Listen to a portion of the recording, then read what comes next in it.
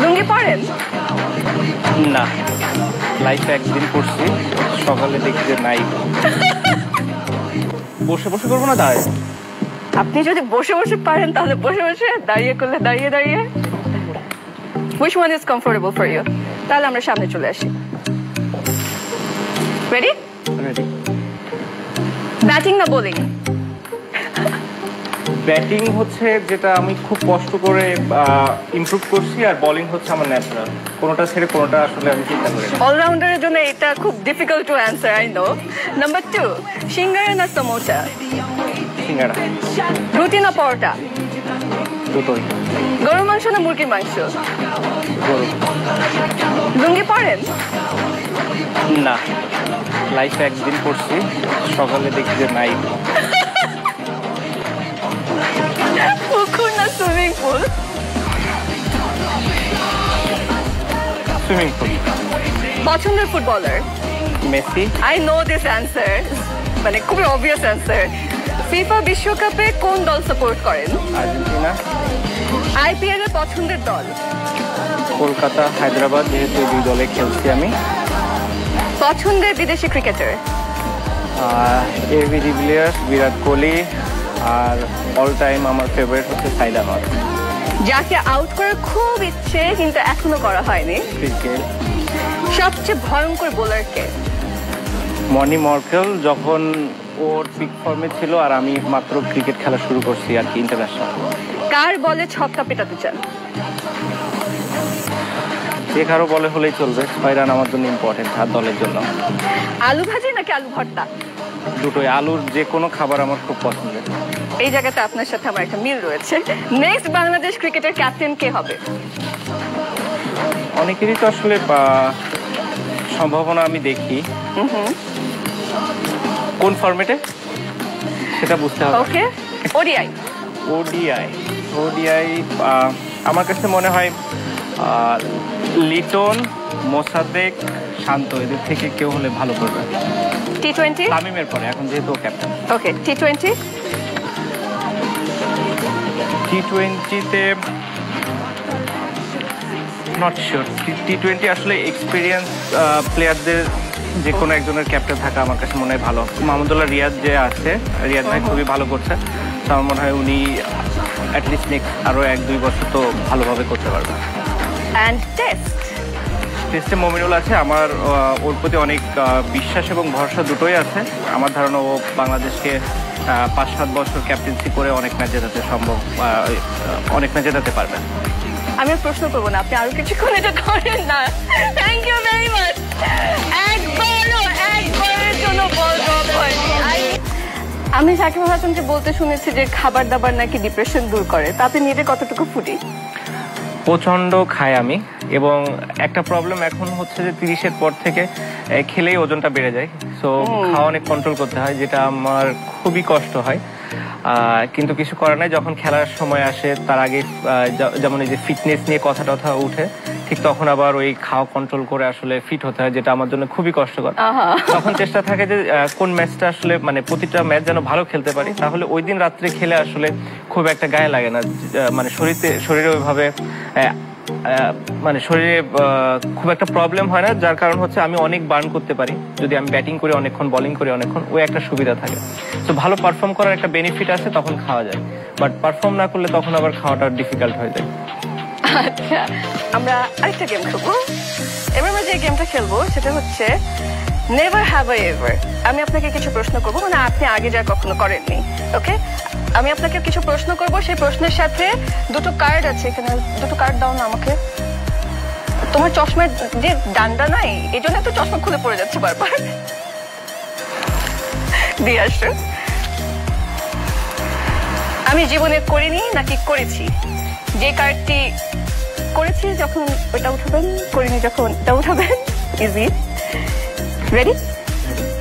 আমি জীবনে পাড়ার ক্রিকেটে রাগ করে ব্যাট বল নিয়ে বাড়ি চলে যাইনি। আচ্ছা, ন্যাশনাল মাঠে পিছলা খেয়ে পড়ে যায়নি। মানে স্লিপ করছে অনেকবার। ওকে। কিছু কিনতে গিয়ে দামাদামি করতে করতে ঝগড়া শুরু করে দেয়নি। না। ওকে, মাছ কিনতে গিয়ে না চিনে পচা মাছ কিনে আনিনি। মাছ ঠিক তো কখনো নিজে কিনে। শিশিরের মাথা গরম করায়নি কোনোদিন।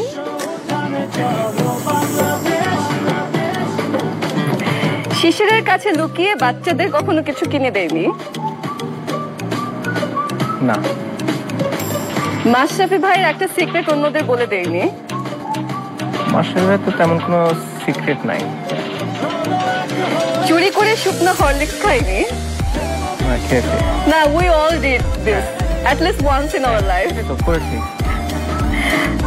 ঋতু আপুর জন্য রিলেটিভরা কেউ চকলেট দিলে ওকে না দিয়ে আমি খেয়ে ফেলিনি। না, এটা করিনি কখনো। প্রথম বলে আউট হওয়ার পরে আমি রেডি ছিলাম না বলে ঝগড়া করিনি। না।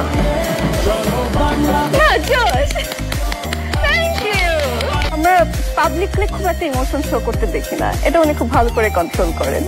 কিন্তু এরকম গল্পও শুনেছি যে এশিয়া কাপের ফাইনালের সময় 6 বলে যখন 9 রান দরকার, তখন ব্যর্থতার পরে আপনার হাতে একটা কাচের গ্লাস ছিল, সেটা এত জোরে চেপে ধরেছিলেন সেটা ভেঙে গেছে। হ্যাঁ, সো এরকম ঘটনা খুবই কম এবং সেটা সামনে আসে না।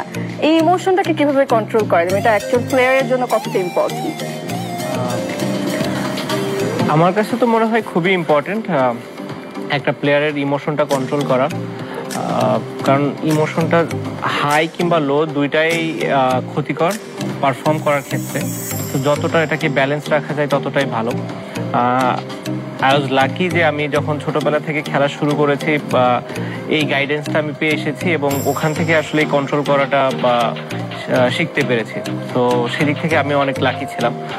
অনেকেই পারে, অনেকেই পারে না, বাট এক একজনের ক্ষেত্রে এক এক রকম হয় তাদের ইমোশনটা কন্ট্রোল করার। কেউ এক্সপ্রেস করলেও হয়তো ভেতরে কন্ট্রোল রাখতে পারে, অথবা দু একজন আছে যারা কন্ট্রোল আসলে রাখতে পারে না। বাট আমার কাছে মনে হয় কন্ট্রোল রাখাটা খুবই গুরুত্বপূর্ণ পারফর্ম করার জন্য। ড্রেসিং রুমে কি হয় সেটা নিয়ে আসলে আমাদের সবারই অনেক বেশি আগ্রহ, যে কতখানি দুষ্টুমি হয়, কি হয় না হয়। এরকম একটা মজার কোনো ঘটনা আমাদের সাথে শেয়ার করবেন? ড্রেসিং রুমে তো সবই মজার। ড্রেসিং রুমটা মানে এমন একটা জায়গা, আপনার বাসার ভেতরেও আপনার বেডরুমটা যেমন ড্রেসিং রুমটা হচ্ছে ওরকম জায়গা। তো ওই জায়গার কথাগুলো কেউ কারোর সাথে শেয়ার করে বলে আমার মনে হয় না, কিন্তু অসাধারণ একটা জায়গা। আমার কাছে মনে হয় যখন আমার খেলা শেষ হয়ে যাবে সব থেকে যে জিনিসটা মিস করবো ড্রেসিং রুম। এর সব থেকে বড় কারণ হচ্ছে ওই জায়গাটাতে আমার মনে হয় সব থেকে বেশি টাইম কাটানো হয়েছে ক্রিকেট খেলার লাইফে, এবং যত ফ্রেন্ড তৈরি হয়েছে সব ওখান থেকে আসলে তৈরি হয়েছে। সবচেয়ে বেশি দুষ্টুমি করে কে? অনেকেই আছে, বা র‍্যাঙ্ক করেন নাম্বার 1 নাম্বার 2 সবচেয়ে বেশি দুষ্ট আমাদের টিমে যদি দুষ্টুমি করে কে? রুবেল আসলে ওর দুষ্টুমি করা লাগে না, বাট ওর নর্মালটাই আমাদের কাছে অনেক বেশি মজার লাগে এবং ওর সব থেকে ফানি লাগে। এছাড়াও রিয়াদ ভাই আছে অনেক ফানি, আরো অনেকে আছে, তাইজুল আছে অনেক ফানি। সবাই আসলে যার যার জায়গা থেকে অনেক মজা করে, বাট এটা আসলে বাইরে দেখলে বোঝা যাবে না যে এ আসলে ড্রেসিং রুমে এমন করতে পারে। আপনার সবচেয়ে বেশিবার বোধহয় সুযোগ হয়েছে ড্রেসিং রুমে টেবিলের উপর দাঁড়িয়ে তারপরে উই শ্যাল ওভারকাম গাওয়ার। প্রবাবলি আপনার সবচেয়ে বেশি সুযোগ হয়েছে।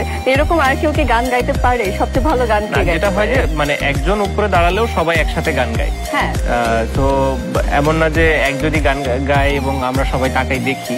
তো সেটা হলে খুবই এম্বারাসিং একটা সিচুয়েশন হয়ে যেত। হ্যাঁ, কারণ আমরা সবাই বাথরুমের ভেতরেই ভালো গান গেতে পারি, এর বাইরে না। আমরা আর কি সবাই বাথরুম সিঙ্গার যেহেতু, সবাই চেষ্টা করি একে অন্যকে সাপোর্ট করে আর কি ওই কভার করা যায়। তাকে ভাই আমার একটা মানে জিনিস জানবার খুব ইচ্ছা, বিকজ আপনার ওই সেলিব্রেশনটা দেখার পরে আপনি একটা কথা বলেছেন, প্রায় আপনি বলেন এটা, যে আপনার মেমোরি নাকি খুব একটা ভালো না। তো বিশ্বের অলরাউন্ডার নাম্বার 1 অলরাউন্ডার সাথে আমার এই ছোট্ট একটা মিল আছে, জোর করে মিল খুঁজে বের করার চেষ্টা করছি। আমার নিজেরও মেমোরি খুব খারাপ, কিন্তু আপনার সেলিব্রেশন গুলো আমার কিছু কিছু মনে আছে। তার ভিতরে একটা হচ্ছে বেন স্টোকস যখন আউট হয়ে গেলেন, সেটা হ্যাঁ এটা খুব ফেমাস হয়ে গেল। এবং আপনার সেলিব্রেশনের মাঝে সবাই একটু দুষ্ট সাকিবকে খুঁজে পায়। তো আপনি কি এটা আগে থেকে প্ল্যান করে রাখেন যে উইকেট এটা নিতে পারলাম এরকম সেলিব্রেট করব? স্পেশালি ওই উইকেটটার কথা যেটা হচ্ছে তখন তাইজুল কিংবা মিরাজ অন্য পাশ থেকে, মিরাজ বল করছিল অন্য পাশ থেকে। আমি চিন্তা করছিলাম যে নর্মালি তো খুব বেশি একটা সেলিব্রেট করি না, কিছু একটা করব, কিন্তু কি করবো এটা আমিও জানতাম না। আউট হওয়ার পরে ওটা অটোমেটিক্যালি মানে হয়ে গেছে। আমি কখনো এটা চিন্তাও করিনি যে না উইকেট পেলে সেলুট দিব কিংবা এরকম কিছু একটা করব, বাট কখনোই সেটা চিন্তা করা হয় নাই। বাট একদমই মানে অন দ্য স্পট ওই ইয়েটা এসে গিয়েছে আসলে, রিয়াকশনটা। কোনো এটা এমন না যে আগে থেকে চিন্তা করা ছিল, এবং এটা কখনোই থাকে না আমার যে হ্যাঁ আমি এটা করলে এটা করবো। ব্যাটিং এর সময় বরং একটু থাকে, ব্যাটিং এর সময় চিন্তা করা যায়, কারণ যেহেতু আমি জানি যে হ্যাঁ এটা আসতে পারে, আসলে কি করা যায়। অনেক সময় পাওয়া যায় ব্যাটিং এ, বোলিং এ আসলে ওরকম সময় পাওয়া যায় না, কারণ কোন বলে যে উইকেট পড়বে কেউ যায় না। বাট ব্যাটিং এ আমি জানি যে আমি 96 কিংবা 97, 98। কখনো কি এরকম করে মাঠে নেমেছেন যে টার্গেট করে এই উইকেটটা আমার লাগবেই? না, উইকেট তো সবগুলোই আমার কাছে অনেক ইম্পর্টেন্ট, বাট অবশ্যই ডিপেন্ড করে বা অপোনেন্ট টিমের কিছু কি প্লেয়ার আছে যাদের উইকেট প্লে অবশ্যই একটু বা বেটার ফিলিং তৈরি হয়, এবং টিম সবসময় এক্সপেক্ট করে যে ইম্পর্টেন্ট উইকেটগুলো যেন আমাদের মেইন বলাররা নিতে পারে। তো সেই দিক থেকে সবারই, আমরা যারা বলার থাকি সবারই টার্গেট থাকে যে সব থেকে ইম্পর্টেন্ট উইকেটগুলো যেন মানে সেই বলারটা নিজেই নিতে পারে। সাকিব ভাই, আপনার যদি বায়োপিক হয়, আপনি বাংলাদেশের কোন তারকাকে আপনার চরিত্রে দেখতে চান? যে লেফট হ্যান্ডে বল করতে পারবে এবং লেফট হ্যান্ড ব্যাটিং করতে। এইভাবে বললে তো হবে না। না, পারতে হবে তো, তা না হলে বায়োপিক কেমনে করবে? করতে হলে তো অ্যাটলিস্ট লেফট হ্যান্ড ব্যাটিং এবং বোলিং ওটা শিখে নেবে, কিন্তু মানে আমি জানি না তো এখনকার তারকাদের ভিতরে এখন লেফট হ্যান্ডেড, তো আগে সেটা ডিপ্লোম্যাটিক অ্যানসার দিচ্ছেন, কিন্তু বলেন না কার সাথে সবচেয়ে বেশি মিল যায়। সেটা পিক করতে হবে যে কে লেফট হ্যান্ডেড ব্যাটিং এবং বোলিং করতে পারে। এরকম যদি আপনি দুইটা অপশন দেন আমি একটা পিক করব। সাকিব খান, আরিফিন শুভ, সিয়াম আহমেদ, কেউ পারে? জানি না, মানে কেউ কি? আমার ধারণা কেউই পারে না লেফট হ্যান্ডেড। আচ্ছা ঠিক আছে, ঠিক আছে, উত্তরটা নিয়ে নিলাম আমরা। লকডাউনের সময় তো টিমমেটদের সাথে দেখা হতো না, হ্যাঁ আমি তো যেহেতু আমেরিকাতে ছিলাম তো দেখাই হয়নি। তখন যোগাযোগটা কিভাবে করতেন সবার সাথে? যোগাযোগ হতো অন এন্ড অফ, বেশিরভাগ টাইমই হোয়াটসঅ্যাপ, যেটা খুবই পপুলার এখন যোগাযোগের মাধ্যম। আচ্ছা, কার ক্যাপ্টেন্সি এই মুহূর্তে আপনার সবচেয়ে বেশি ভালো লাগে ওয়ার্ল্ডে? হ্যাঁ, ওয়ার্ল্ডে, পুরো ওয়ার্ল্ডে কেন উইলিয়ামসন। যারা এই প্রোগ্রামটা দেখলেন সবাইকে ধন্যবাদ, আশা করি আপনারা এনজয় করেছেন। ধন্যবাদ সবাইকে। Thank you so